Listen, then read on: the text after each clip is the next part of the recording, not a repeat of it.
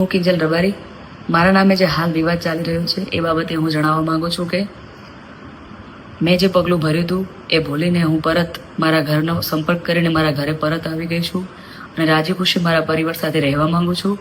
તો મારા સમાજના તથા 18 આલમના ચાહક મિત્રોને વિનંતી કરું છું કે મારા નામે ફેલાવેલી કોઈ અફવાઓમાં કે વાતોમાં આવવું નહીં. અસ્તુ. કિંજલબેન રબારી જ્યારે લવ મેરેજ કરીને ભાગ્યા એના બાદ ઘરે લાવવામાં આવ્યા અને અત્યારે હાલ પોતાના સોશિયલ મીડિયા એકાઉન્ટમાં આ એક વિડીયો અપલોડ કર્યો.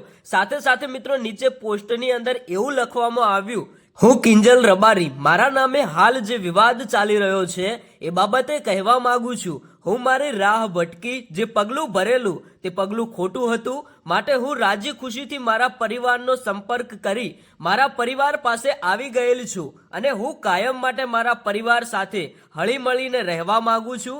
મારા માલધારી સમાજના દરેક આગેવાનોને અને દરેક ભાઈઓને અને દરેક સર્વ સમાજને એટલે કે 18 આલમના સમાજને અને મારા ચાહક મિત્રોને વિનંતી કરવા માંગુ છું કે કોઈએ મારા વિશે ખોટી વાતો કે અફવાઓ ફેલાવી નહીં અને કોઈ ખોટી વાતો કે અફવાઓમાં આવવું નહીં. અને મારા નામે જે અન્ય સોશિયલ મીડિયા એકાઉન્ટ ચલાવી રહ્યા છે તમામને મારા આગળના વિડીયો ડિલીટ કરવા સાથે અન્ય કોઈ ખોટા AI થી બનાવેલા ફોટા કે વિડીયો નહીં મૂકવા વિનંતી. જય દ્વારકાધીશ. કિંજલ રબારી. આવું મિત્રો પોતાના સોશિયલ મીડિયા એકાઉન્ટમાં એક વિડીયો અપલોડ કરીને લખવામાં આવ્યું છે.